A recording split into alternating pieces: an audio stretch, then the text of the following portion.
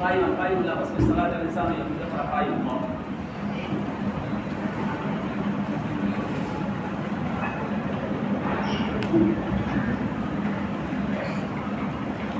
أعوذ بالله من الشيطان الرجيم. بسم الله الرحمن الرحيم.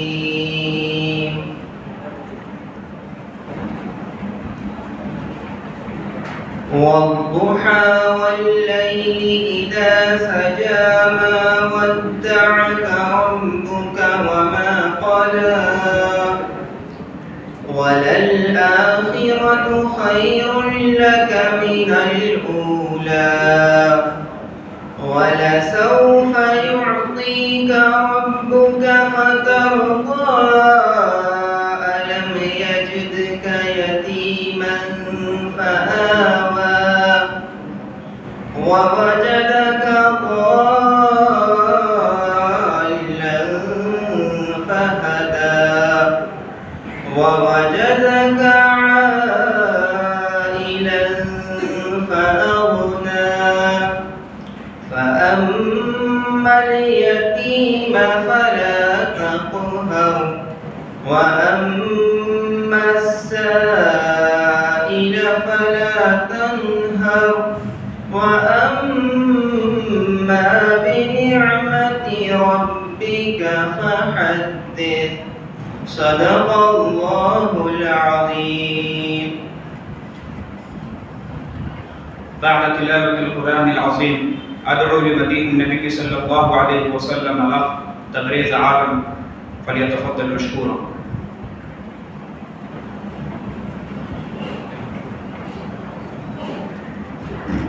السلام عليكم. مولاي صل وسلم دائما أبدا على حبيبك خير الخلق كلهم محمد سيد الكونين والثقلين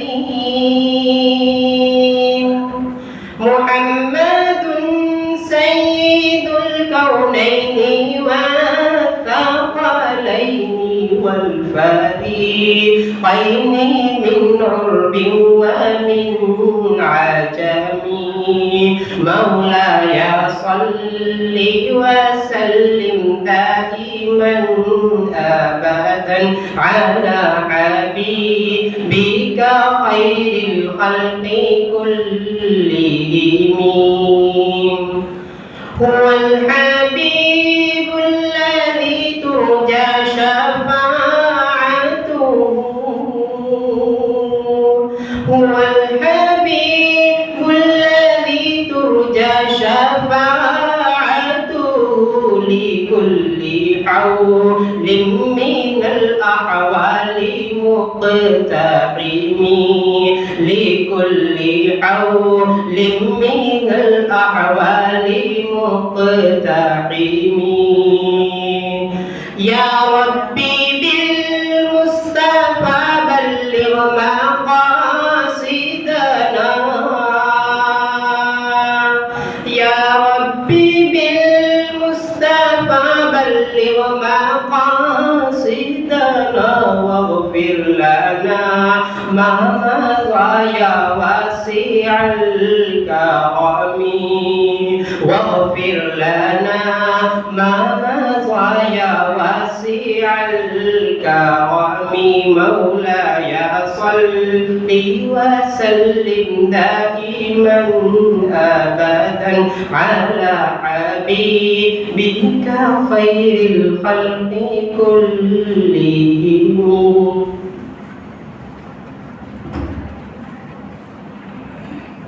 أيها الإخوة، إن النادي العربي لا يزال يعقد كل أسبوع حفلة خطابية وكل شهر حفلة شهرية، وذلك لمجرد المهارة في اللغة العربية. وتعلمون أن اللغة العربية من الدين ومعرفتها فرض واجب، وإن فهم الكتاب والسنة فرض واجب، ولا يفهم الكتاب والسنة إلا بفهم اللغة العربية، وما لا يتم الواجب إلا به فهو واجب. والخطابة تعطينا ثروة كبيرة من الكلمات والتعبيرات والعبارات الجميلة، وقد ساهم في برنامجنا هذا عدد من إخواننا. فالمساهم الأول الأخ محمد فاروق، أدعو الأخ محمد فاروق أن يأتي أمامنا وليخطب، فليتفضل مشكورا.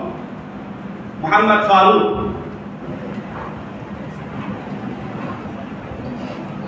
وبعده سعيد الرحمن أن يأتي أمامنا وليخطب، فليتفضل مشكورا. أدعو الأخ سعيد الرحمن أن يأتي أمامنا وليخطب، فليتفضل مشكورا.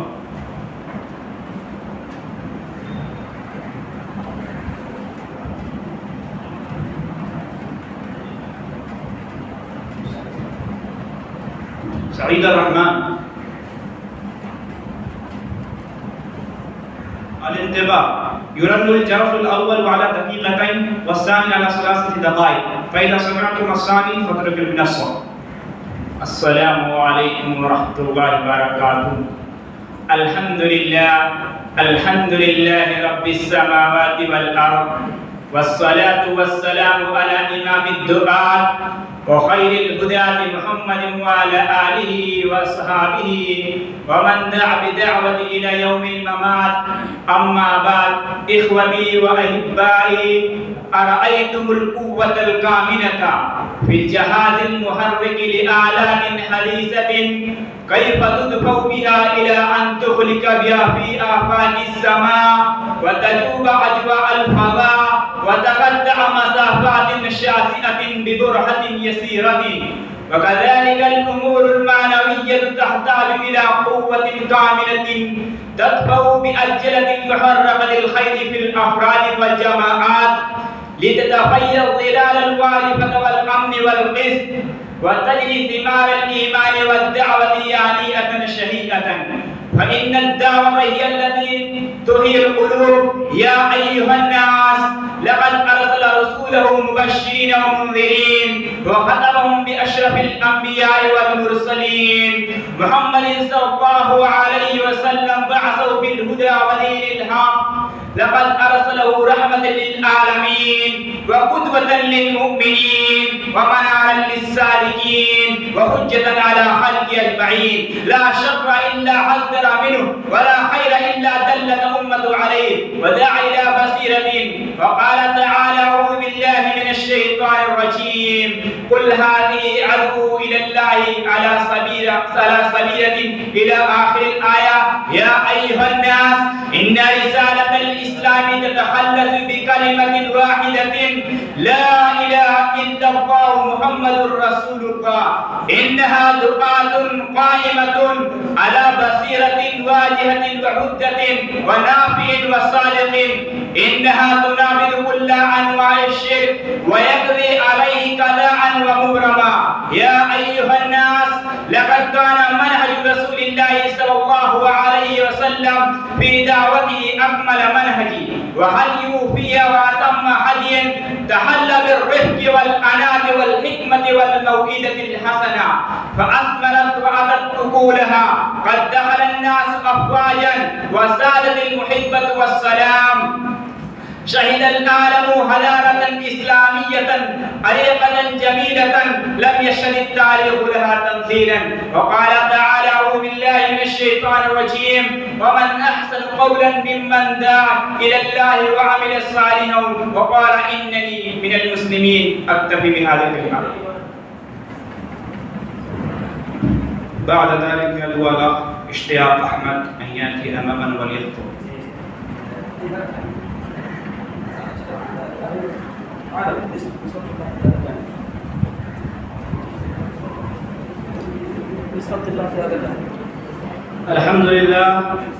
الحمد لله رب العالمين، والصلاة والسلام على سيد الأنبياء والمرسلين وعلى آله وأصحابه أجمعين. أما بعد، رئيس الحفلة المبجل، حضرات الحكم وأساتذة الكرام، وإخواني الأعزة، أريد أن أقدم أمامكم كلمات عديدة حول الموضوع المحدد الدعوة الإسلامية.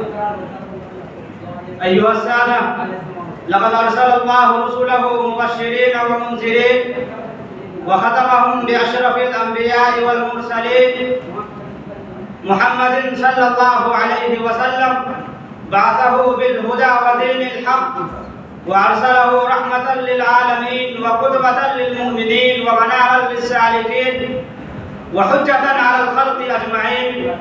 لا خير إلا دل الأمة عليه، ولا شر إلا حذرها منه، ودعا إلى الله على بصيرة. قل هذه سبيلي أدعو إلى الله على بصيرة أنا ومن اتبعني، وسبحان الله وما أنا من المشركين. أيها المستمعون الكرام، إن رسالة الإسلام تتخلص بكلمة واحدة: لا إله إلا الله محمد رسول الله. إنها دعوة قائمة على بصيرة وحجة واضحة ويقين صادق. إنها تنابذ كل أنواع الشرك ويقضي عليه قضاء مبرما. لقد كان منهج رسول الله صلى الله عليه وسلم في دعوته أكمل منهج، وهديه فيها أتم هدي، تحلى بالرفق والأناة والحكمة والموعظة الحسنة، فأثمرت وآتت أكلها، وقد دخل الناس أفواجا، وسادت المحبة والسلام بين العباد، وشهد العالم حضارة إسلامية عريقة عالمية لم يشهد التاريخ لها مثيلا، وسار على منهجه صحابته الكرام رضوان الله عليهم أجمعين، والتابعون لهم بإحسان، والمؤمنون المخلصون في كل زمان. لقد قال الله تبارك وتعالى: ومن أحسن قولا ممن دعا إلى الله وعمل صالحا وقال إنني من المسلمين. وعن سهل بن سعد رضي الله عنه أن رسول الله صلى الله عليه وسلم بعثه عليا يوم خيبر وأمره بالدعوة إلى الإسلام، ثم قال: فوالله لأن يهدي الله بك رجلا واحدا خير لك من حمر النعم. أيها السادة، لم يبدأ الإسلام دعوته بالفروع، وإنما دعوته بالأصول والجذور. لم يطالب أول ما طالب بالقتال ولا بالزكاة ولا بالصوم ولا بترك الخمر والميسر ولا بدوس الربا تحت الأقدام، وإنما طالب أول ما طالب بالإيمان بالله وحده ونبذ ما يعبدون من دونه. لقد بدأ الإسلام بالعقيدة ولم يبدأ من غيرها من التكاليف الشرعية، لأنها أساس الذي يبنى عليه كل تكليف. لقد قال الله تبارك وتعالى: قل إنما أنا بشر مثلكم يوحى إلي أنما إلهكم إله واحد فاستقيموا إليه واستغفروه وويل للمشركين. أكتفي بهذه الكلمة. بعد ذلك الولاء محمد جنيد أن يأتي أمامنا وليخطب. محمد جنيد. بعده محمد إعجاز أن يأتي أمامنا وليخطب.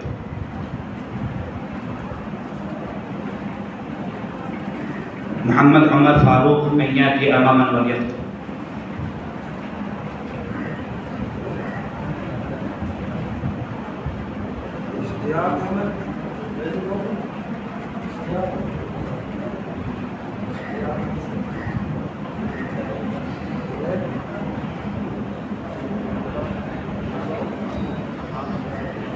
الحمد لله الذي هدانا لخير الأديان، والصلاة والسلام على شمس الهداية والإيمان. أما بعد، رئيس الحفلة المبجل، موضوع خطبتي اليوم في هذه الحفلة الإيمانية الدعوة الإسلامية. أيها السادة الأكارم،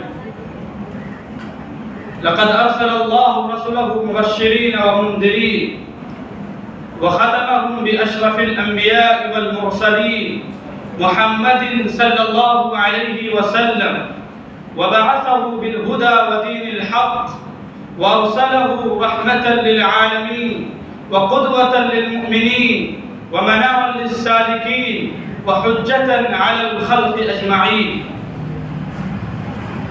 ودعا إلى الله على بصيرة، قل هذه سبيلي أدعو إلى الله على بصيرة أنا ومن اتبعني وسبحان الله وما أنا من المشركين. إن رسالة الإسلام تتلخص بكلمة واحدة: لا إله إلا الله محمد رسول الله. إنها دعوة قائمة على بصيرة وحجة واضحة ويقين صادق. إنها تنابذ كل أنواع الشرك ويقضي عليه قضاء مبرما. لقد كان منهج رسول الله صلى الله عليه وسلم في دعوته أكمل منهج، وهديه فيها أتم هدي تحلى بالرفق والأناة والحكمة والموعظة الحسنة، فأثمرت وآتت أكلها، وقد دخل الناس أفواجا، وسادت المحبة والسلام بين العباد، وشهد العالم حضارة إسلامية عريقة عالمية لم يشهد التاريخ لها مثيلا، ودعا إلى الله على بصيرة، فكانوا أسود الوغى والريوث العريض ضد الشرك والفساد، يؤلفون قلوب المؤمنين وينشرون الحق، كما قال تبارك وتعالى: ومن أحسن قولا ممن دعا إلى الله وعمل صالحا وقال إنني من المسلمين. أيها الحضور، لو لم يكن هذا الإيمان الصادق الأمين، لو لم تكن هذه العبودية الخالصة، ولو لم تكن هذه المراقبة الدائمة لله، لو لم يكن هذا الاستسلام الكامل، لما أمكن لهم بلوغهم إلى أهدافهم، لما أمكن لهم تحقيق أهدافهم في حياتهم، لما سهل لهم النهوض بكل مطلب، وإنما توفر لديهم الاستعداد التام، حانت لهم التضحية والفداء، وإنما طلب الإسلام منهم دماءهم الزكي، فلم يترددوا في بذل دمائهم وتضحية حياتهم، ورأوا الشهادة أمنية غالية، ورأوا الفرار إلى الله فوزا وانتصارا. ولكن يا شباب الإسلام، كيف نرجو فلاحا وقد أزعنا كثيرا من مقوماته؟ كيف نسلو إلى عز وتمكين وقد فرطنا في حكم الله وشريعته؟ كيف نتخلص من المحن والبلايا وفينا رجال يسعون في الأرض الفساد؟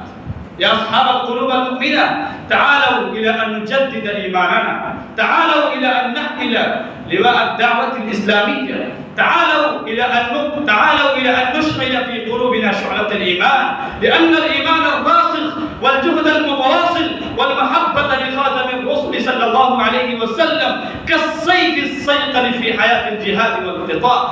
واعلموا أيها الإخوان أن أهل الإيمان كالشمس، إذا غربت في جهة طلعت في جهة أخرى. أكتفي بهذه الكلمات، وآخر دعوانا أن الحمد لله رب العالمين. بعد ذلك هو الأخ سليمان بن إحسان أن يأتي أمامنا وليخطب.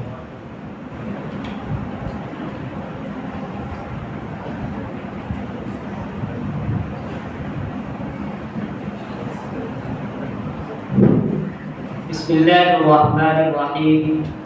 الحمد لله رب العالمين، والعاقبة للمتقين، والصلاة والسلام على سيد الأنبياء والمرسلين محمد بن عبد الله الحميد، وعلى آله وأصحابه أجمعين، ومن تبعهم بإحسان ودعا بدعوة إلى يوم الدين. أما بعد، فقد قال الله تعالى في الكلام المجيد والفرقان الحميد: أعوذ بالله من الشيطان الرجيم، بسم الله الرحمن الرحيم. ادعوا إلى سبيل ربك بالحكمة والموعظة الحسنة وجادلهم بالتي هي أحسن، إن ربك هو أعلم بمن ضل عن سبيله وهو أعلم بالمهتدين. صدق الله العظيم. رئيس الحفلة المبجل والإخوة المؤمنون، إني أريد أن ألقي أمامكم خطبة حول الموضوع الدعوة الإسلامية. أيها الإخوة المؤمنون، إن رسالة الإسلام تتخلص بكلمة واحدة، إنها قائمة على بصيرة إنها قائمة على بصيرة وحجة واضحة ويقين صادق.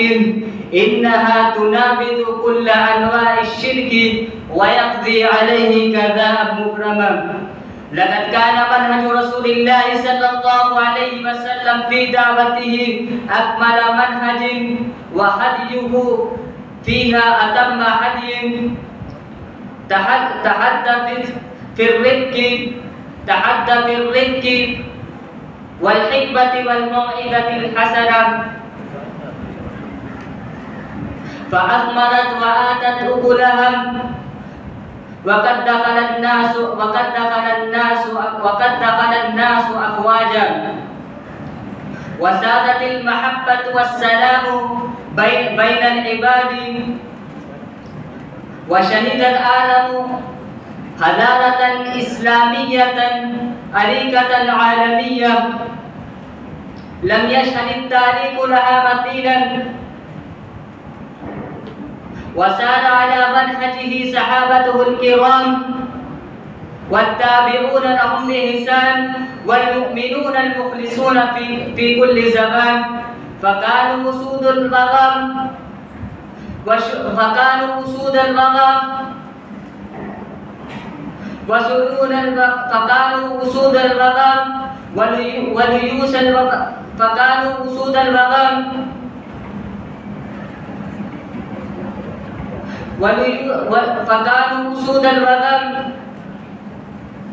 وليوس الأريم.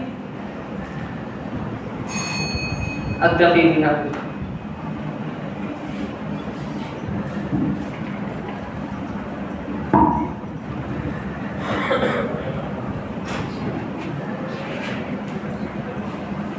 بعد ذلك الأخ محمد أنيس أن يأتي أمامنا وليخطب.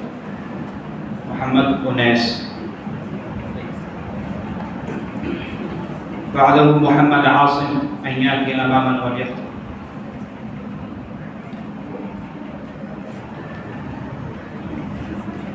بسم الله الرحمن الرحيم. الحمد لله رب العالمين والصلاة والسلام على إمام الهداة وخير الدعاة محمد وعلى آله وأصحابه ومن دعا بدعوته إلى يوم الممات. وبعد، إخوتي وأحبائي، لقد أرسل الله رسله مبشرين ومنذرين وختمهم بأشرف الأنبياء والمرسلين، بعثه بالهدى ودين الحق، أرسله رحمة للعالمين وقدوة للمؤمنين ومنارا للسالكين وحجة على الخلق أجمعين. لا خير إلا دل الأمة عليه ولا شر إلا حذرها منه ودعا إلى الله على بصيرة. قل هذه سبيلي أدعو إلى الله على بصيرة أنا ومن اتبعني وسبحان الله وما أنا من المشركين. إن رسالة الإسلام تتخلص بكلمة واحدة: لا إله إلا الله محمد رسول الله. إنها دعوة قائمة على بصيرة وحجة واضحة. إنها تنابذ كل أنواع الشرك وتقضي عليه قضاء مبرما. لقد كان منهج رسول الله صلى الله عليه وسلم في دعوته أكمل منهج وهديه فيها أتم هدي، تحلى بالرفق والأنات والحكمة والموعظة الحسنة فأثمرت وآتت أكلها. وقد دخل الناس في دين الله أفواجا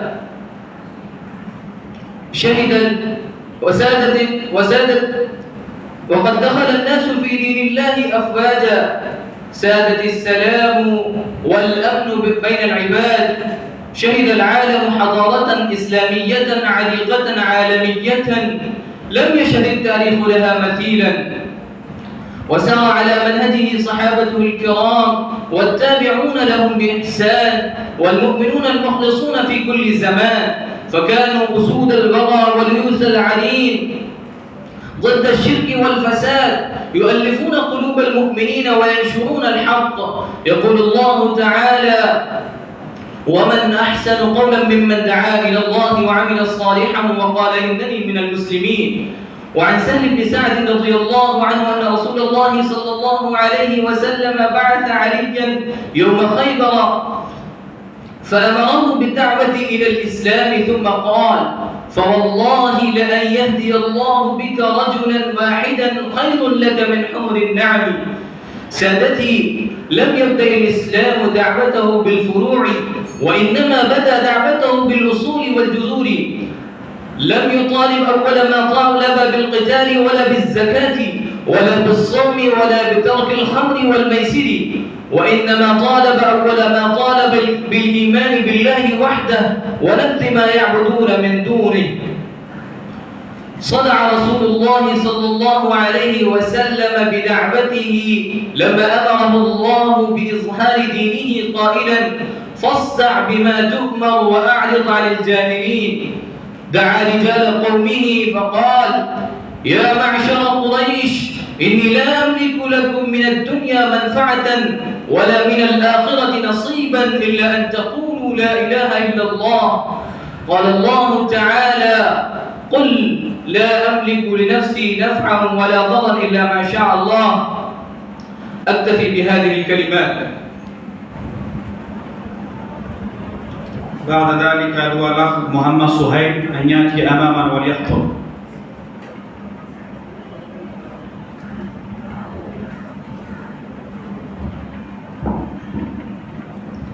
السلام عليكم ورحمة الله وبركاته.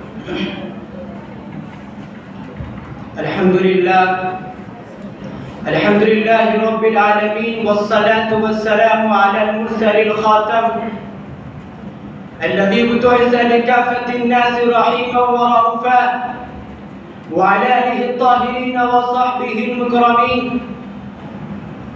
أما بعد، وقال الله تبارك وتعالى في القرآن المجيد والفرقان الحميد: قل هذه سبيلي أدعو إلى الله على بصيرة أنا ومن اتبعني وسبحان الله وما أنا من المشركين.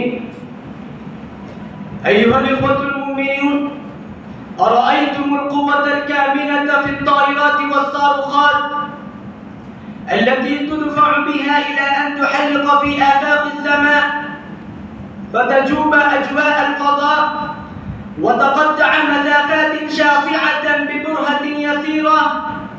وكذلك الأمور المعنوية تحتاج إلى قوة كامنة تدفع بعجلة محركة الخير في الأفراد والمجتمعات لتتفيض ظلال الوارفة من الأمن والقسط.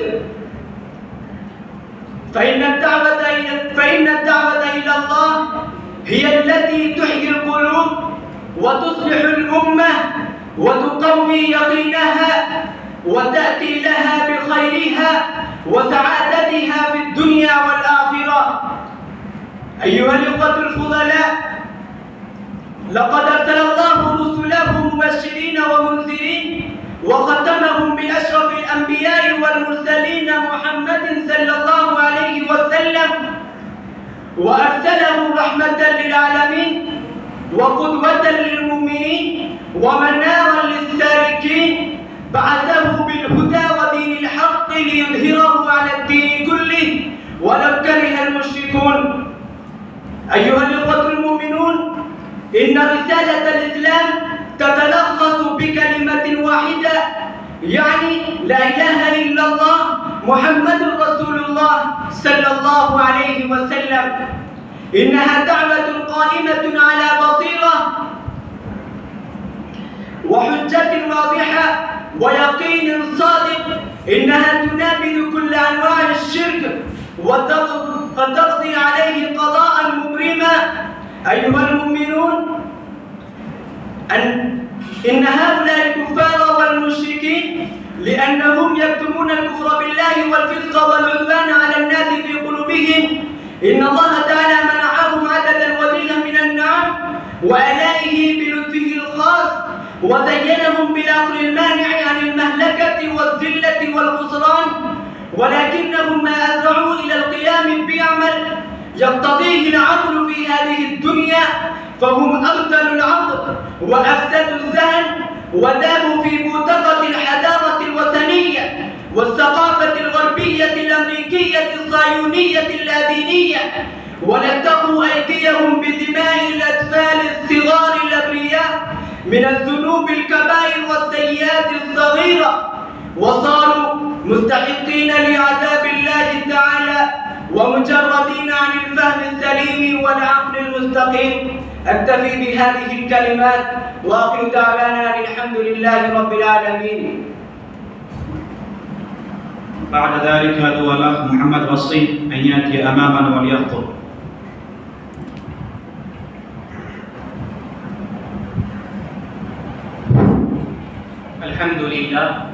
الحمد لله نحمده ونستعينه ونستغفره ونؤمن به ونتوكل عليه ونعوذ بالله من شرور أنفسنا ومن سيئات أعمالنا، من يهده الله فلا مضل له ومن يضلله فلا هادي له، ونشهد أن لا إله إلا الله وحده لا شريك له ولا نظير له ولا وزير له ولا مشير له ولا معين له، وصل على سيد الرسل وخاتم الأنبياء المبعوث إلى كافة للناس بشيرا ونذيرا وداعيا إلى الله بإذنه وسراجا منيرا. رئيس الحفل المبجل وحضرات الحكم وإخواني في الله، إني أريد أن ألقي أمامكم كلمات عديدة حول موضوع الدعوة الإسلامية في هذا الاجتماع المبارك. أيها الإخوة الأفاضل، أرأيتم القوة الكامنة في الطائرات والصاروخات التي تدفع بها إلى أن تحدق في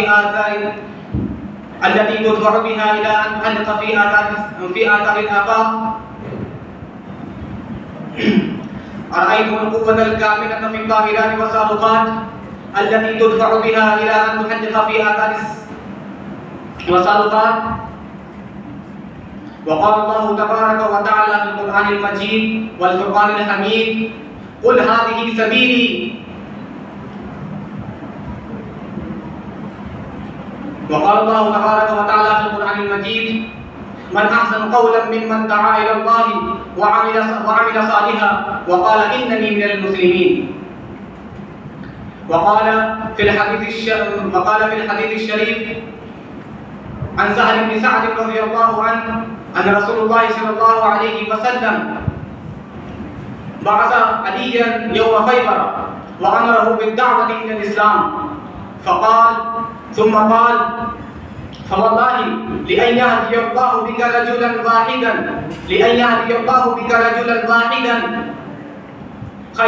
خير لك من حمر النعم.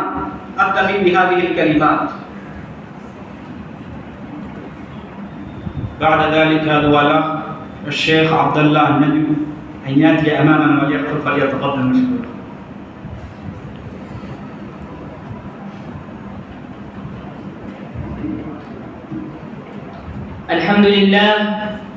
الحمد لله رب العالمين، والصلاة والسلام على سيد المرسلين وعلى آله وصحبه أجمعين، أما بعد.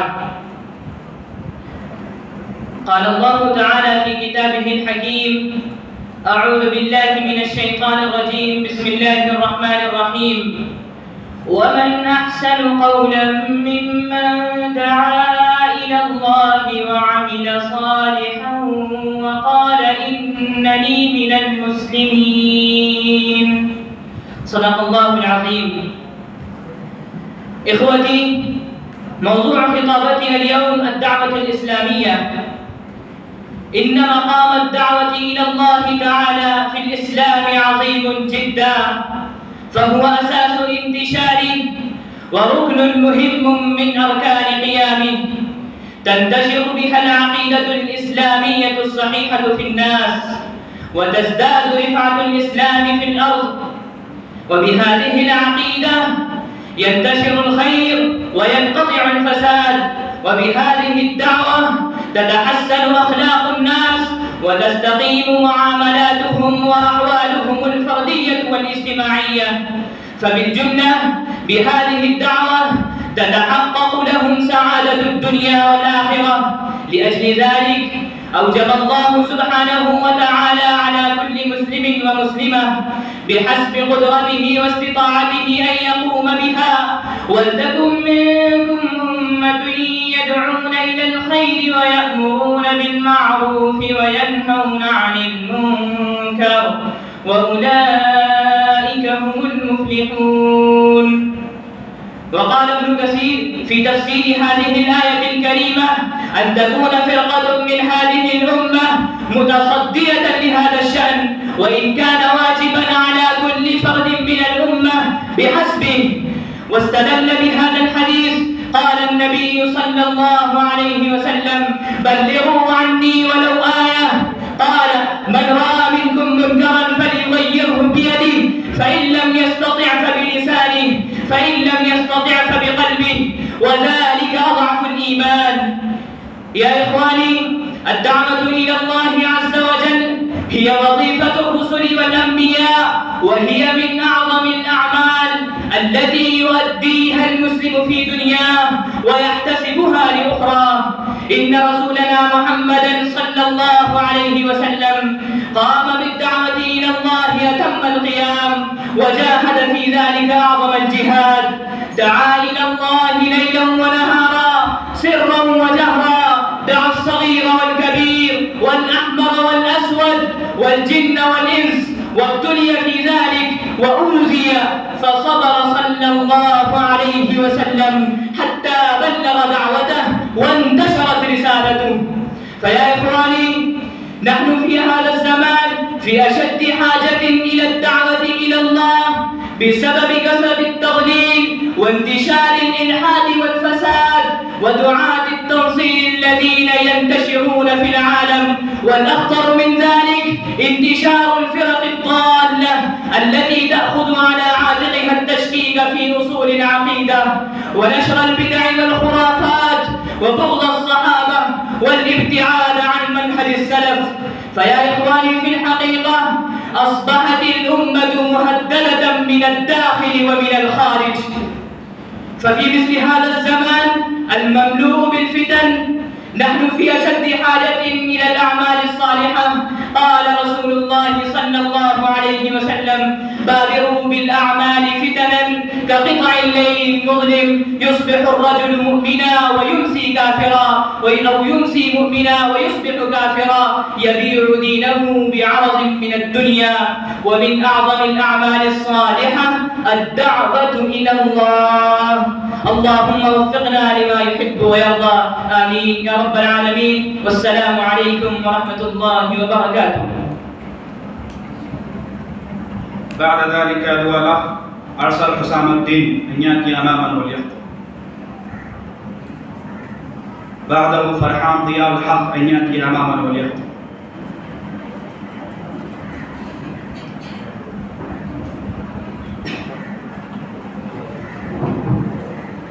الحمد لله وكفى وسلام على عباده الذين اصطفى. أما بعد،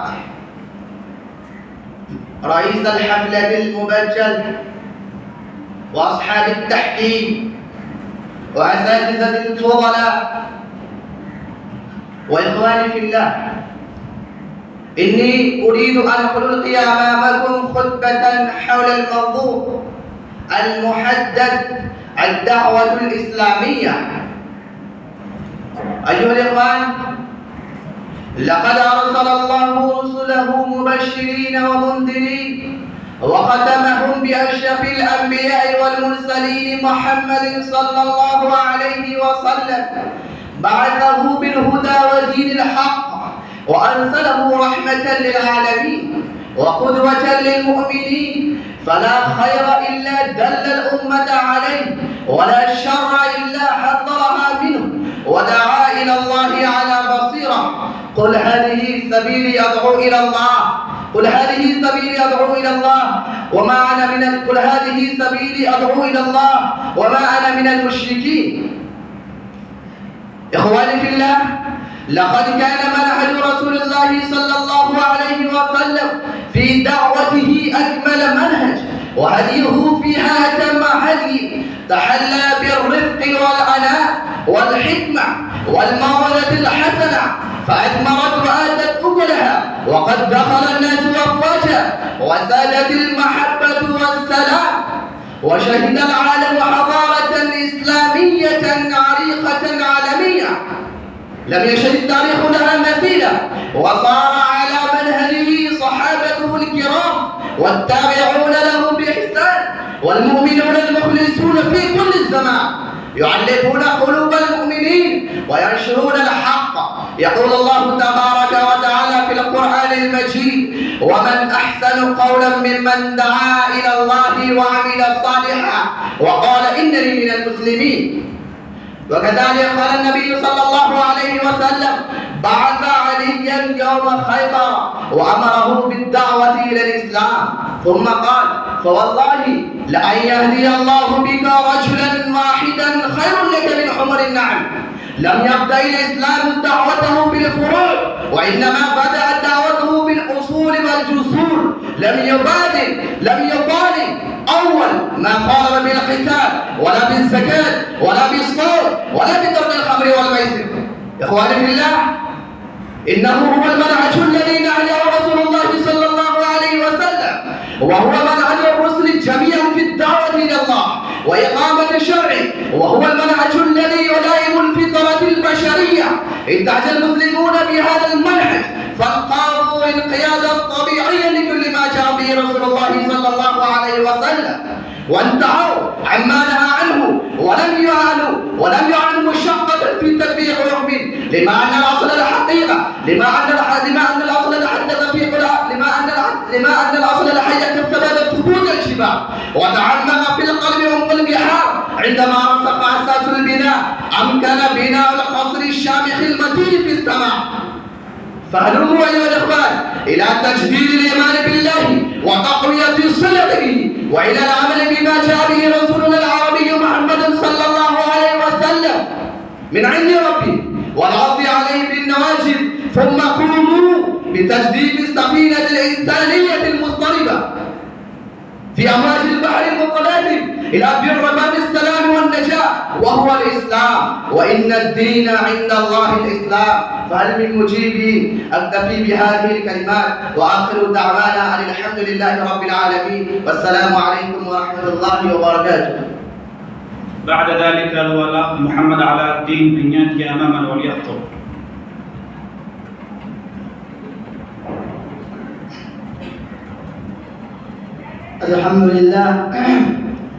الحمد لله وحده، والصلاة والسلام على من لا نبي بعده. أما بعد، قال الله تبارك وتعالى: أعوذ بالله من الشيطان الرجيم، بسم الله الرحمن الرحيم. ومن أحسن قولا ممن دعا إلى الله وعمل صالحا وقال إنني من المسلمين. صدق الله العظيم. رئيس الحفلة المعقد وأساتذة الفضلاء، إني أريد أن ألقي أمامكم خطبة وجيزة حول الموضوع الدعوة الإسلامية. أيها السادة، أرأيتم القوة الكامنة في الجهاز المحرك لآلية حديثة كيف تضبط بها إلى أن تحلق بها آفاق السماء وتجوب أجواء الفضاء وتغطي مسافات يسيرة ببرهة يسيرة. كذلك الأمور المعنوية تحتاج إلى قوة كاملة تدفع بعجلة محركة الخير في الأفراد والجماعات ليتتفير ظلال الوارفة من الأمن والقسط وتجني بالإيمان والدعوة يانية شهية. فإن الدعوة إلى الله هي التي تسري الأمة وتقوي يقينها وتأتي لها بالخير وسعادتها في الدنيا والآخرة. أيها الأخوة المؤمنون، لقد أرسل الله رسله مبشرين ومنذرين وختمهم بأشرف الأنبياء والمرسلين محمد صلى الله وأرسله رحمة للعالمين وقدوة للمؤمنين ومنارا للسالكين وحجة على الخلق أجمعين لا خير إلا دل الأمة عليه ولا شر إلا حذر عليه ودعا إلى الله على بصيرة قل هذه سبيلي أدعو إلى الله على بصيرة أنا ومن اتبعني وسبحان الله وما أنا من المشركين. أيها السادة، رسالة الإسلام تتخلص بكلمة واحدة لا إله إلا الله محمد رسول الله. إنها دعوة قائمة على بصيرة وحجة واضحة ويقين صادق. إنها تنابذ كل أنواع الشرك ويقضي عليه قضاء مبرمة. لقد كان منهج رسول الله صلى الله عليه وسلم في الدعوة أكمل منهج وهديه دعوة وتعلم الرفق والعناد والحكمة والموعظة الحسنة فأكملت وآلت كلها وقد دخل الناس أفواجا. أيها السادة، قل إنما أنا بشر مثلكم يوحى إلي أنما إلهكم إله واحد فاستقيموا إليه وويل للمشركين. أكتفي بهذه الكلمات. بعد ذلك أدعو محمد عفان أن يأتي أمامنا وليخطب.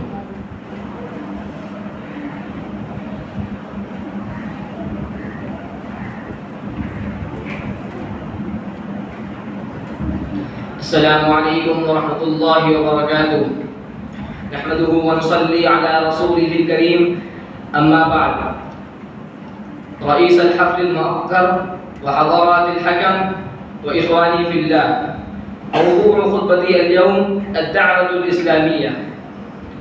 الدعوة الإسلامية معناها الدعوة إلى الدين الإسلامي الذي جاء به الرسل وأخيرا نبينا محمد صلى الله عليه وسلم للناس كافة، وكان به خاتما لجميع الدعوات والرسالات السابقة، حيث قال الله تعالى: أعوذ بالله من الشيطان الرجيم، وما أرسلناك إلا كافة للناس بشيرا ونذيرا.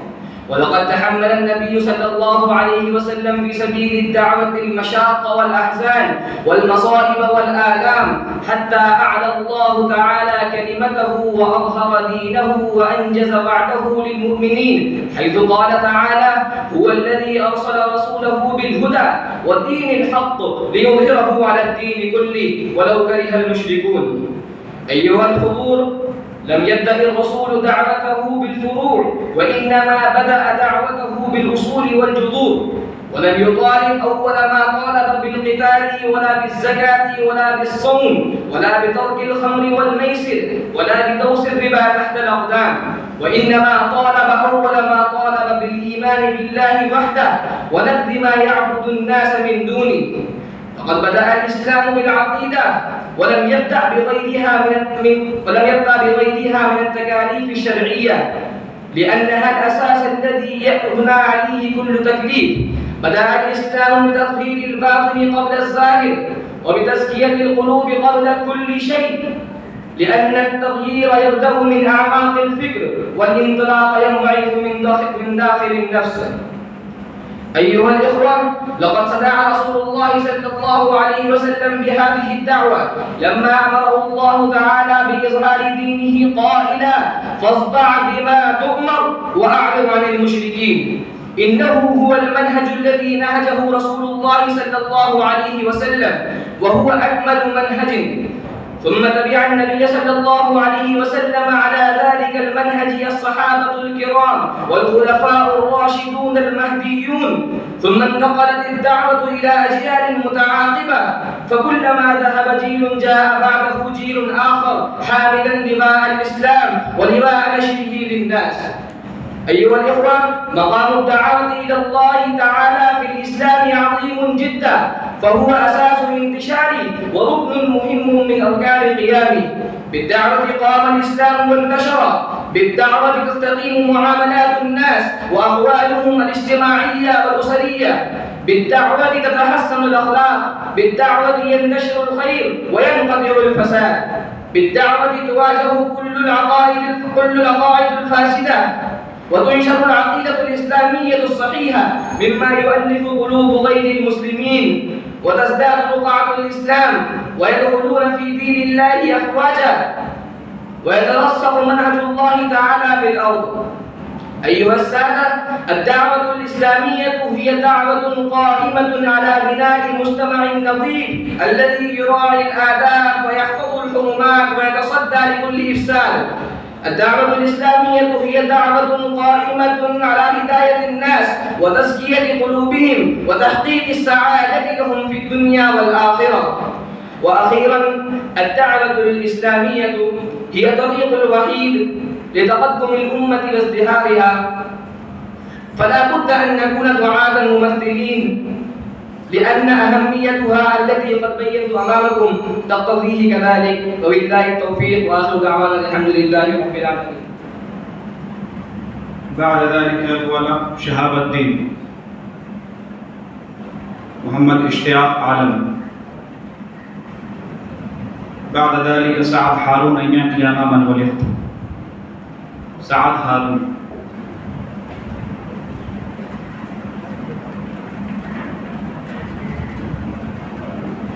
السلام عليكم ورحمة الله. الحمد لله رب العالمين، والصلاة والسلام على رسوله الكريم. أما بعد، رئيس الحفلة المؤقت، حضرات الحكم، موضوع حديثي معكم اليوم الدعوة الإسلامية. إخوتي وأحبائي، إن رسالة الإسلام تتلخص بكلمة واحدة: لا إله إلا الله محمد رسول الله. إنها بكلمة واحدة على بصيرة وحجة واضحة ويقين صادق. إنها تنابذ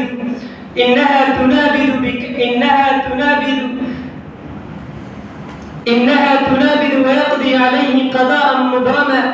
إنها تنابذ كل أنواع الشرك ويقضي عليه قضاء مبرما. لقد كان منهج رسول الله صلى الله عليه وسلم في دعوته أكمل منهج، وهدي فيها أتم هدي. لقد كان منهج رسول الله صلى الله عليه وسلم وقد دخل الناس أفواجا، وسادت المحبة والسلام بين العباد، وسار على منهجه صحابته الكرام والتابعون لهم بإحسان والمؤمنون المخلصون في كل زمان. إنها شهادة تاريخية لا ترد. سادتي، لم يبدأ الإسلام دعوته بالفروع، وإنما بدأ دعوته بالأصول والجذور. لم يطالب أول ما طالب بالقتال ولا بالزكاة ولا بالصوم ولا بترك الخمر والميسر ولا بدوس الربا تحت الأقدام، وإنما لم يطالب أول ما طالب بالإيمان بالله وحده ونبذ ما يعبدون من دونه. لقد بدأ الإسلام بالعقيدة ولم يبدأ بغيرها من التكاليف الشرعية. بدأ الإسلام بتطهير الباطن قبل الظاهر. سادتي، إنها شهادة تاريخية لا ترد. هنا أنادي المسلمين عامة والشباب الغيورين خاصة إلى تجديد إيمانهم بمدلولات لا إله إلا الله الشاملة، وأدعوهم إلى محبة الله المخلصة وإلى طاعة الله الكاملة وإلى توثيق الصلة بالله وصدق العبودية له وحمل لواء الدعوة للإنسان التالي. فإن أحببتم هذا النداء وحققتم في واقع الحياة تكونوا أنتم مستعدين وتكونوا خلقا جديدا بحمل الأمانة التي أشفقت منها السماوات والأرض والجبال، وتلتحق بذلك الركب الخالد المبارك الذي رضي الله عنه وهم عنه راضون. أكتفي بهذه الكلمات. بعد ذلك هو محمد شهباز. بعده تقي أحمد أن يأتي أماما وليخطب فليتفضل.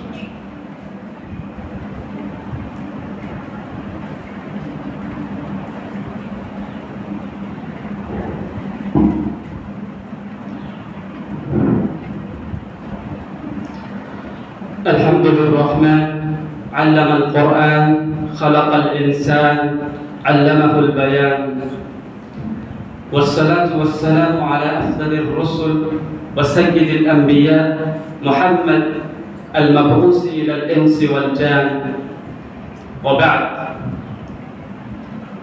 رئيس هذه الحفلة المؤقر وحضرات الحكم، موضوعة اليوم في هذه المسابقة الخطابية الدعوة الإسلامية. أيها السادة الأكارم،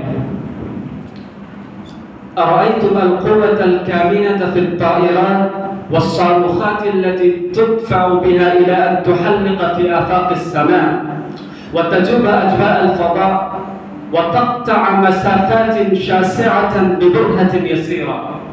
كذلك الأمور المعنوية تحتاج إلى قوة كامنة تدفع بعجلة محركة الخير في الأفراد والمجتمعات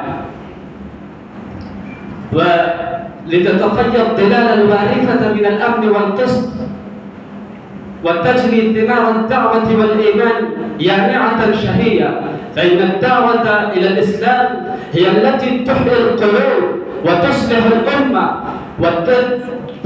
الأمة وتقوي يقينها وتأتي لها بخيرها وسعادتها في الدنيا والآخرة. أيها المستمعون الكرام، لقد أرسل الله رسله مبشرين ومنذرين وختمهم بأشرف الأنبياء والمرسلين محمد صلى الله عليه وسلم، بعثه بالهدى ودين الحق ليظهره على الدين كله، وأرسله رحمة للعالمين ومنارا للسالكين وقدوة للمؤمنين وحجة على الخلق أجمعين، فلا خير إلا دل الأمة عليه ولا شر إلا حذرها منه. دعا إلى الله على بصيرة، قل هذه سبيلي أدعو إلى الله على بصيرة أنا ومن اتبعني وسبحان الله وما أنا من المشركين. أيها الإخوان، إن رسالة الإسلام تتلخص بكلمة واحدة وهي لا إله إلا الله محمد رسول الله، وإنها دعوة قائمة على بصيرة تامة وعلى حجة واضحة ويقين صادق، وإنها تنابذ كل أنواع الشرك وتقضي عليه قضاء مبرما. لقد كان منهج رسول الله صلى الله عليه وسلم في دعوته أكمل منهج، وهديه فيها أتم هدي، تحلى بالرفق والأناة والحكمة والموعظة الحسنة. وقد شهد العالم حضارة إسلامية عريقة عالمية، وسار على منهجه صحابته الكرام والتابعون لهم بإحسان، فكانوا أسود الوغى وليوث العليم ضد الشرك والفساد. والآن لا أريد إطالة الكلام، وأحمد الله في الأول والختام، والسلام عليكم ورحمة الله وبركاته.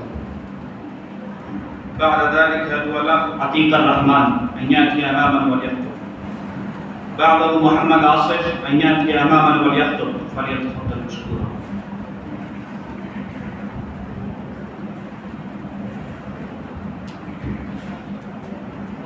بسم الله الرحمن الرحيم، وبك نستعين، والحمد لله رب العالمين، والصلاة والسلام على إمام الدعاة وخير الهداة محمد بن عبد الله الأمين وعلى آله وأصحابه الميامين. أما بعد، حضرة الرئيس لهذه الحفلة وحضرات الحكم وإخوة الأحبة، إنني أريد أن أقدم إليكم خطوة وجيزة حول الموضوع الدعوة الإسلامية. إخوتي في الله، فإن الدعوة إلى الله سبحانه وتعالى هي التي تحيي القلوب وتصلح الأمة وتقوي اليقين وتأتي بخير وسعادة في الدنيا والآخرة. لقد أرسل الله رسله مبشرين ومنذرين وختمهم بأشرف الأنبياء والمرسلين محمد صلى الله تعالى عليه وسلم، وبعثه بالهدى ودين الحق. وقال تعالى: أعوذ بالله من الشيطان الرجيم: هو الذي أرسل رسوله بالهدى ودين الحق ليظهره على الدين كله ولو كره المشركون. وقال تعالى: محمد رسول الله وبعثه رحمة للعالمين وقدوة للمؤمنين ومنارا للسالكين وحجة على الخلق أجمعين. أيها الإخوة الفضلاء، لقد كان منهج رسول الله صلى الله عليه وسلم في دعوته أكمل المناهج وهديه فيها أتم الهدايا، لم يشهد التاريخ لها مثيلا، وسار على منهجه صحابته الكرام والتابعون لهم بإحسان والعلماء الربانيون والمؤمنون المخلصون في كل زمان، فكانوا أسود الوغى وليوط العرين ضد الشرك والفساد. أيها الإخوة الفضلاء، هنا أنادي المسلمين عامة والشباب الغيورين خاصة إلى تجديد إيمانهم وبمدلولات لا إله إلا الله الشاملة، وأدعوهم إلى محبة الله الخالصة وإلى طاعة الله ورسوله ولحمل لواء الدعوة الإسلامية للإنسان التائه، فتكونوا أقدارا من قدر الله وتحولوا خلقا جديدا جديرا بحمل الأمانة التي أشفقت منها السماوات والأرض والجبال، وتلتحق بذلك الركب الخالد المبارك الذي رضي الله عنه وهم عنه راضون. أكتفي بهذه الكلمات. بعد ذلك هو الأخ محمد عدنان أن يأتي أمامنا وليخطب.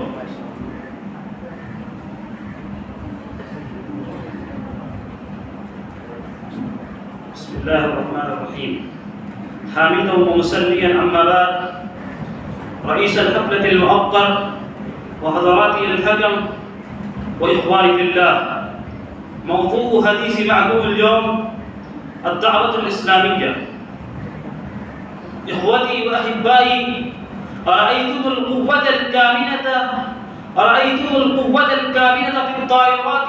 في الطائرات والصاروخات التي تدفع بها إلى أن تحلق في آفاق السماء وتجوب أجواء الفضاء وتقطع مسافات شاسعة ببرهة يسيرة. كذلك الأمور المعنوية تحتاج إلى قوة كامنة تدفع بعجلة محركة الخير في الأفراد والمجتمعات لتتفجأ الظلال الغارفة من الأمن والقسط وتجني ثمار الإيمان والدعوة آنية شهية، فإن الدعوة إلى الله هي التي تحيي القلوب وتصلح الأمة وتقوي يقينها وتأتي لها بخيرها وسعادتها في الدنيا والآخرة. لقد أرسل الله رسله مبشرين ومنذرين، وبعثه بالهدى ودين الحق، وأرسله رحمة للعالمين محمد صلى الله عليه وآله وسلم ودين الحق، وأرسله رحمة للعالمين وقدوة للمؤمنين ومنارا للسالكين. لا خير إلا دل الأمة عليه، ولا شر إلا حذرها منه. أكتفي بهذه الكلمات. بعد ذلك هو الأخ محمد أشفاق أن يأتي أمامنا وليخطب. أشفاق.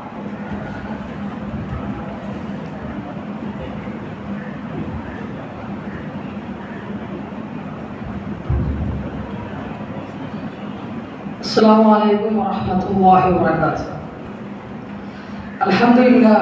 الحمد لله رب السماوات والأرض، والصلاة والسلام على إمام الدعاء وخير الهداة محمد صلى الله عليه وسلم وعلى آله وأصحابه ومن دعا بدعوته إلى يوم الممات، وبعد.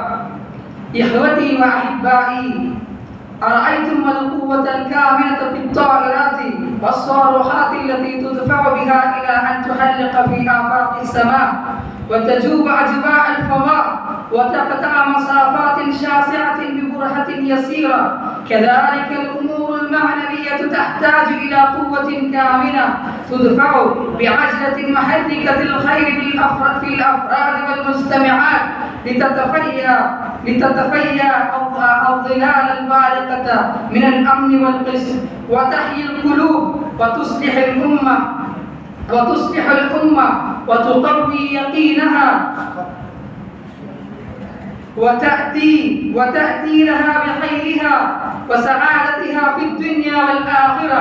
لقد أرسل الله رسله مبشرين ومنذرين وختمهم بأشراف الأنبياء والمرسلين محمد صلى الله عليه وسلم، بعثه بالهدى ودين الحق وأرسله رحمة للعالمين وقدوة للمؤمنين ومنارا للسالكين وحجة على الخلق أجمعين.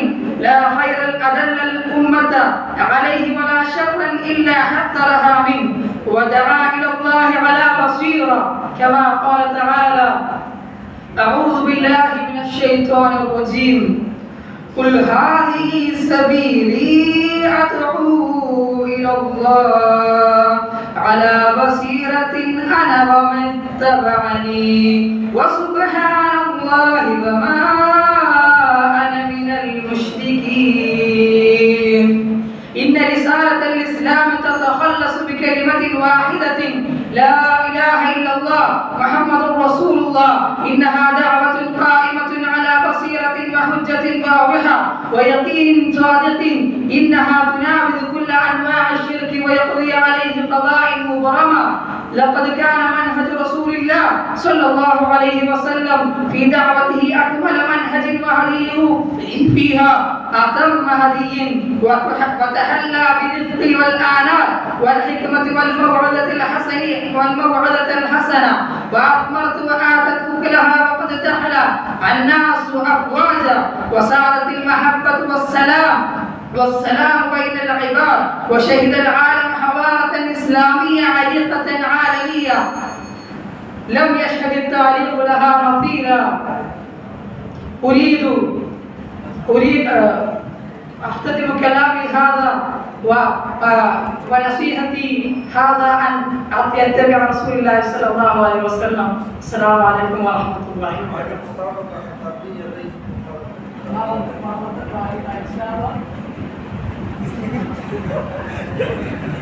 بعد ذلك الأخ محمد توفيق أن يأتي أماما وليخطب فليتفضل مشكور.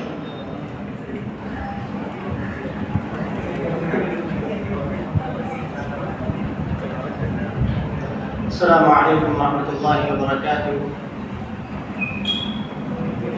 الحمد لله رب العالمين والصلاة والسلام على رسول الله.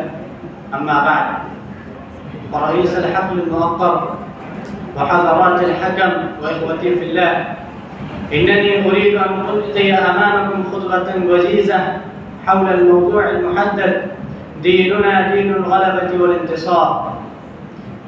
أيها الإخوة المؤمنون، إن الله تبارك وتعالى يؤكد فيقول: إن الدين عند الله الإسلام، فليس هو دينا كالديانات السابقة التي مضت وانتهت، ولا كالفلسفات الحضارية التي نشأت وفنيت، ولا كالنظريات الوداعية التي ماتت وبادت. إنما هو دين يعم الطبيعة البشرية من جميع نواحيها ويلائم حياة الإنسان من كل جهة وفي كل زمان ومكان. ذلك لأنه فطرة الله التي فطر الناس عليها، لا تبديل لخلق الله، ذلك الدين القيم، ولكن أكثر الناس لا يعلمون. وقانون الرب الأكبر الذي خلق الأكوان كلها وما فيها من آثار وآيات وأجسام وأرواح، إن هذا الدين رسالة الله الخالدة للعالمين جميعا، ودعوة الله الدائمة الباقية النامية للناس جميعا. ولأجل ذلك فإن هذا الدين يتكفل بالسعادة والسلام، ويقبل العزة والاستقرار، ويهيئ للحياة والمجتمع بالهدوء وطمأنينة وأمن وسلام وراحة نفسية، ويساعد الإنسان على الوصول إلى قمة العزمة والازدهار وإلى ذروة الغلبة والقوة والانتصار. أيها الإخوان، إن هذا الدين مسؤول لكل من يدين به في ثقة واعتزاز وإخلاص وإيمان، مسؤول له عن الغلبة في ساعة تتكرر فيها الأزائم، وعن الأمن والهدوء حينما يتوافر الاضطراب والأدوار الخلقية بجميع أنواعها. إن هذا الدين مسؤول عن السعادة والهنا عندما يعم الشقاء ويختل الاتزان ويغشى العالم جو من التوتر النفسي والتفسخ الخلقي.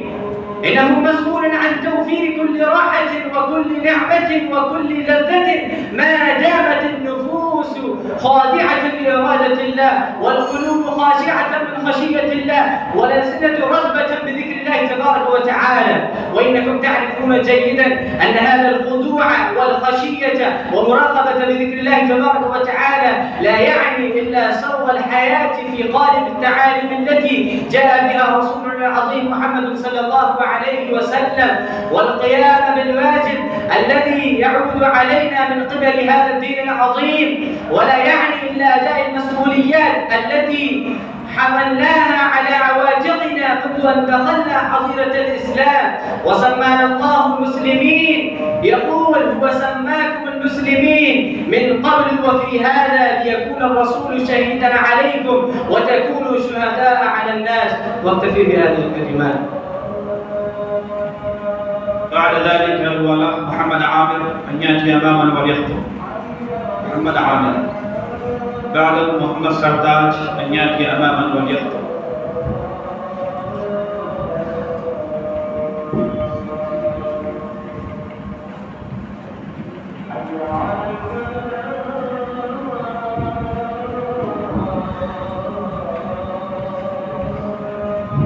بسم الله الرحمن الرحيم. الحمد لله رب العالمين، والصلاة والسلام على سيد الأنبياء والمرسلين وعلى آله وصحبه أجمعين، أما بعد، فأعوذ بالله من الشيطان الرجيم. بسم الله الرحمن الرحيم. قل إنما أنا بشر مثلكم يوحى إلي أنما إلهكم إله واحد فاستقيموا إليه واستغفروه وويل للمشركين.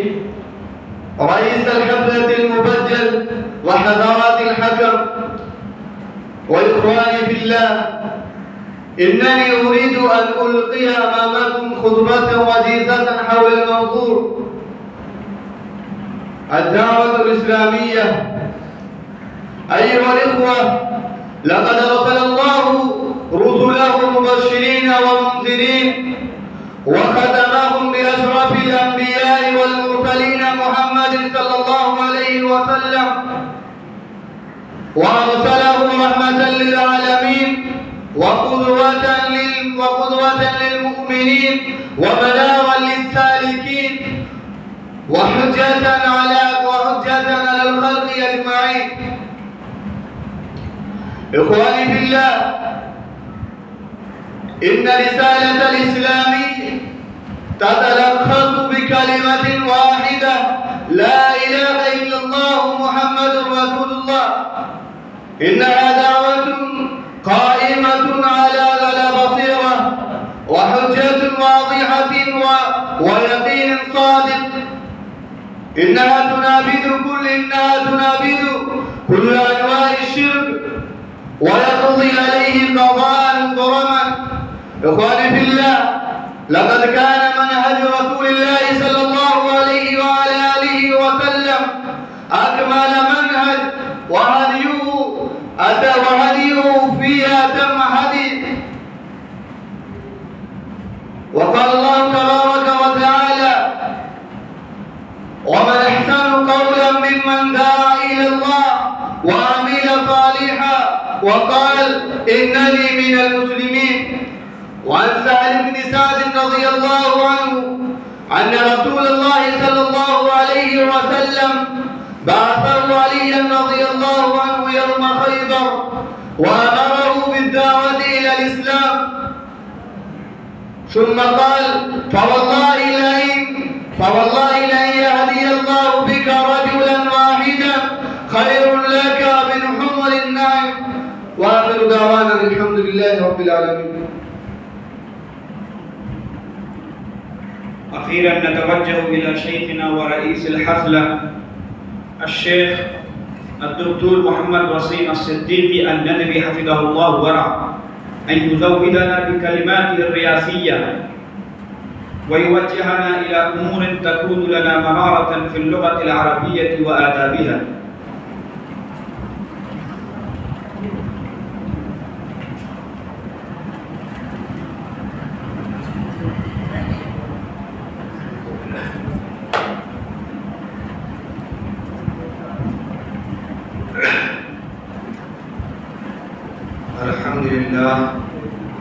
الحمد لله رب العالمين، والصلاة والسلام على محمد بن عبد الله الأمين وعلى آله وصحبه أجمعين ومن تبعهم بإحسان إلى يوم الدين. أما بعد، أيها الإخوة في الله، من سعادة حظي أنكم أتحتم لي فرصة الرئاسة لهذا الحفل الكريم. إنني سمعت كلماتكم ومحاضراتكم وخطبكم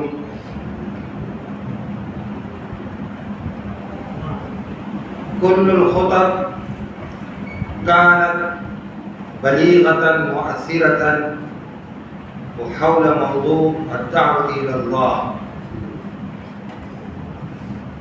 الدعوة الإسلامية. أيها الإخوة في الله، إن الإنسان لا يعرف حقيقة الدين ومتطلباته وواجباته إلا بالعلم، وأنتم تتعلمون علوم الدين، فأنتم أسعد الناس وأفضل الناس حيث اختاركم الله تبارك وتعالى لتحصيل هذا الدين، لطلب هذا الدين.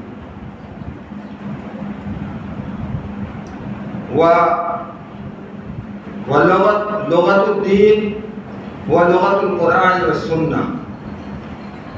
اللغة العربية هي لغة الدين، ولغة القرآن والسنة لغة دستورنا وشريعتنا، لغة مصادر الشريعة الإسلامية الغراء. وأنتم لا تستطيعون أن تفهموا التفاسير والكتب الحديثية إلا بتحصيل هذه اللغة العربية وإتقانها وإجادتها.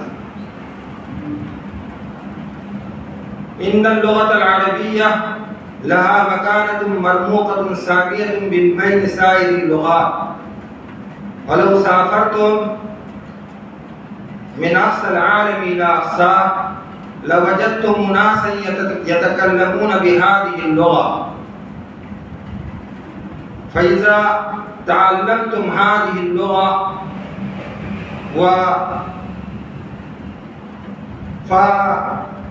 فأنتم تستطيعون أن تعبروا عما في نفوسكم من مشاعر ومعاني وعواطف، وإلا لا تستطيعون أن تعبروا عما يدور في خاطركم. إن اللغة العربية إذا كانت قوية هادفة فإنكم إذا سافرتم في أي بلاد تستطيعون أن تعبروا عما في نفوسكم. وإذا كانت هذه اللغة لغة ضعيفة رقيقة فتعجز عن التعبير عما في النفوس. اللغة العربية هي لغة كل خير وسعادة، كل رقي وازدهار،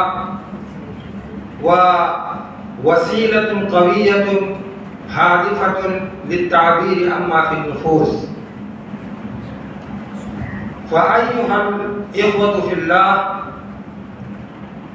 كونوا مخلصين في نياتكم وكونوا مخلصين في تحصيل هذه اللغة العربية وابذلوا قصارى جهودكم في طلب هذه اللغة العربية وشمروا عن ساق الجد في اكتسابها وإتقانها وإجادتها.